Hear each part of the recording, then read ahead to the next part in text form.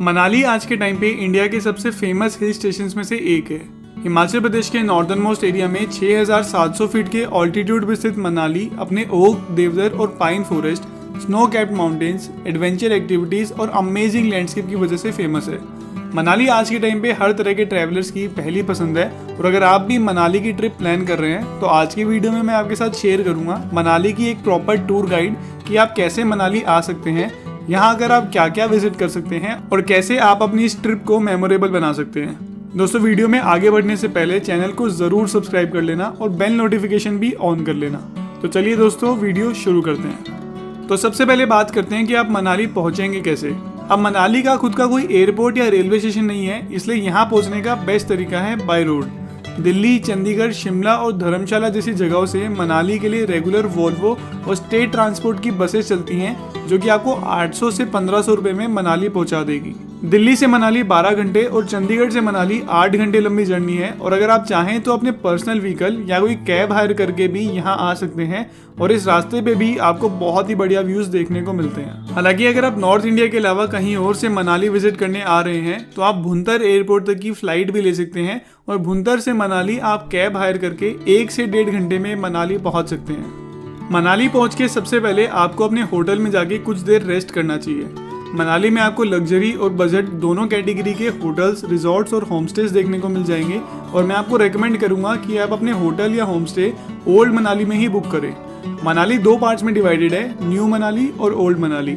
New Manali में जहां आपको मॉल रोड, शॉपिंग सेंटर और टूरिस्ट का क्राउड देखने को मिलता है, वहीं ओल्ड मनाली में आपको नेचुरल ब्यूटी, पीसफुल वाइब्स और लेस क्राउडेड जगह देखने को मिलती है और इसी वजह से आपके स्टे के लिए ओल्ड मनाली बेस्ट प्लेस है। दोस्तों, मनाली को अच्छे से एक्सप्लोर करने के लिए आप यहाँ से बाइक या कार भी रेंट पे ले सकते हैं। बाइक्स आपको यहाँ 600 से 1500 रुपए पर डे और कार 1500 से 2500 रुपए पर डे के हिसाब से रेंट पे मिल जाएगी। लेकिन अगर आपको मनाली जैसी एडवेंचरस रोड्स पे ड्राइव करने का एक्सपीरियंस नहीं है तो एडवाइजेबल यही होगा कि आप यहाँ से एक प्राइवेट कैब हायर करें जिसे ड्राइव करने के लिए आपके साथ एक एक्सपीरियंस ड्राइवर होगा। मनाली आकर आप सबसे पहले वशिष्ठ टेम्पल में विजिट कर सकते हैं जो कि 4000 साल पुराना एंशिएंट हिंदू मंदिर है। ये मंदिर रामायण काल के ऋषि वशिष्ठ को समर्पित है जो कि भगवान राम और लक्ष्मण जी के गुरु भी थे। इस मंदिर के पास एक हॉट वाटर स्प्रिंग भी है जहाँ पूरे साल गर्म पानी बहता है और माना जाता है कि इस पानी में काफी मेडिसिनल प्रॉपर्टीज भी है जिससे हमारी स्किन की काफी सारी प्रॉब्लम्स क्योर भी हो जाती है।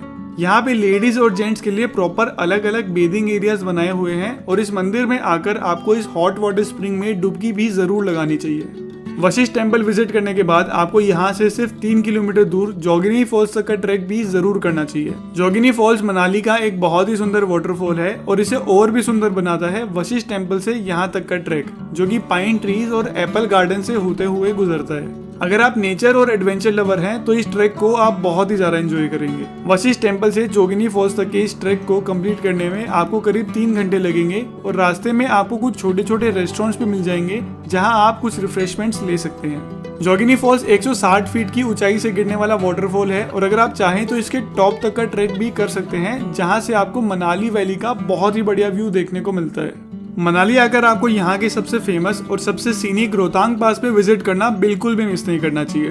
13,000 फीट से भी ज्यादा के ऑल्टीट्यूड पे स्थित रोहतांग पास हिमालयस के सबसे ऊंचे पासेस में से एक है और यहाँ से आपको हिमालयस के पीर पंजल रेंज का बहुत ही बढ़िया व्यू देखने को मिलता है। रोहतांग पास मनाली से सिर्फ 50 किलोमीटर दूर है, लेकिन यहाँ के स्नो कैप्ड माउंटेन्स और नेचुरल ब्यूटी का जो व्यू आपको देखने को मिलता है उसे वर्ड्स में डिस्क्राइब नहीं किया जा सकता। रोहतांग पास इतने हाई ऑल्टीट्यूड पे स्थित है कि समर्स के टाइम पे भी आपको यहाँ काफी ज्यादा स्नो देखने को मिलती है जो कि यहाँ के लैंडस्केप को और भी ज्यादा सुंदर बना देता है। रोहतांग पास पे विंटर्स में इतनी हैवी स्नोफॉल होती है कि इसे नवंबर से मार्च तक कंप्लीटली बंद कर दिया जाता है और आप सिर्फ मई से अक्टूबर तक ही यहाँ विजिट करने आ सकते हैं। रोहतांग पास पे पहुंच के आप यहाँ के पैनोरामिक व्यूज और नेचुरल ब्यूटी को एंजॉय करने के अलावा mountain biking, snow scooter, sledge ride और स्कीइंग जैसी एक्टिविटीज का भी मजा ले सकते हैं। हालांकि रोहतांग पास विजिट करने से पहले आपको इस बात का ध्यान रखना होगा कि यहाँ विजिट करने के लिए आपको एक प्रॉपर परमिट लेना होगा। रोहतांग पास एक बहुत ही सेंसिटिव एरिया है और यहाँ की नेचुरल ब्यूटी को प्रिजर्व करने के लिए हिमाचल प्रदेश गवर्नमेंट ने यहाँ आने वाले व्हीकल्स पे लिमिट लगाने के लिए इस परमिट को इंट्रोड्यूस किया है। रोहतांग पास के लिए दो तरह के परमिट्स होते हैं। एक वो परमिट जो आपको मनाली से रोहतांग पास तक जाने के लिए लेना होता है और एक वो परमिट जो आपको रोहतांग पास से आगे जाके लद्दाख या स्पीति वाले रास्ते के लिए लेना होता है। अगर आप मनाली से सिर्फ रोहतांग पास विजिट करना चाहते हैं तो आपको 500 रुपए की परमिट फी और 50 रुपए की कंजेशन फी पे करके अपना परमिट लेना होगा। और अगर आप रोहतांग पास से आगे जाके लद्दाख या स्पीति जाना चाहते हैं तो आपको सिर्फ 50 रुपए की कंजेशन फी पे करके अपना परमिट मिल जाएगा। ये परमिट आपको डिस्ट्रिक्ट एडमिनिस्ट्रेशन कुल्लू की ऑफिशियल वेबसाइट से मिनिमम 2 दिन पहले लेना होगा और रोहतांग पास पे एक दिन में सिर्फ 1200 व्हीकल्स ही अलाउड होते हैं, तो मेक श्योर कि आप अपना परमिट एडवांस में ही बुक कर लें।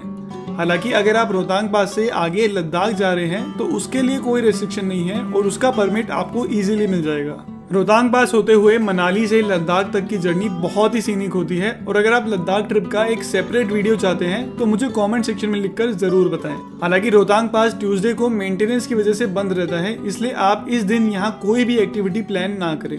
ये परमिट आपको सिर्फ मनाली से रोहतांग पास जाने के लिए चाहिए होता है, लेकिन अगर आप लद्दाख या स्पीति वाले रास्ते से रोहतांग पास होते हुए मनाली आ रहे हैं तो आपको इस तरह के किसी भी परमिट की जरूरत नहीं है और आप इजीली यहाँ आ सकते हैं। रोहतांग पास के बाद आप यहाँ की एक और famous tourist attraction Solang valley भी विजिट कर सकते हैं। सोलंग वैली मनाली से सिर्फ 14 किलोमीटर दूर एक बहुत ही सीनिक वैली है जो कि मनाली से रोहतांग पास वाले रास्ते पे ही लोकेटेड है। सोलंग वैली अपने स्नो कैप्ड माउंटेन्स और लश ग्रीन लैंडस्केप की वजह से फेमस है और एडवेंचर लवर्स के लिए तो ये एक मस्ट विजिट प्लेस है। मनाली की सारी एडवेंचर एक्टिविटीज जैसे कि paragliding, cable ropeway, snow scooter और जॉर्बिंग आपको सोलंग वैली में ही देखने को मिलती है। विंटर्स के टाइम पे सोलंग वैली पूरी तरह से स्नो में कवर हो जाती है जो कि इसे स्कीइंग और बाकी विंटर एक्टिविटीज के लिए परफेक्ट डेस्टिनेशन बनाता है। सोलंग वैली की ज्यादातर एडवेंचर एक्टिविटीज आप 500 रुपए से 2000 रुपए में बहुत अच्छे से एंजॉय कर सकते हैं। हमारी लिस्ट में अगला नाम है हडिम्बा देवी टेम्पल का। हडिम्बा देवी टेम्पल मनाली का एक काफी फेमस टेम्पल है जो कि महाभारत काल के पांडव भीम की वाइफ हडिम्बा देवी को समर्पित है। 1553 में बना ये मंदिर ओल्ड मनाली से सिर्फ 3 किलोमीटर दूर देवदार के फॉरेस्ट में सिचुएटेड है और ये मंदिर अपने यूनिक आर्किटेक्चर की वजह से भी फेमस है। पगोडा स्टाइल आर्किटेक्चर में बना ये मंदिर मेनली लकड़ी और पत्थर से बना है जो कि अपने वुडन गेट्स और कोन शेप्ड रूफ की वजह से जाना जाता है और इस तरह का आर्किटेक्चर आपको बहुत ही कम हिंदू मंदिरों में देखने को मिलता है। हडिम्बा देवी टेम्पल विजिट करने के बाद आप यहाँ से कुछ ही किलोमीटर दूर जाना विलेज के जाना वाटरफॉल पे भी विजिट करने जा सकते हैं जो कि 30 फीट की हाइट से बहने वाला एक बहुत ही सीनिक वाटरफॉल है।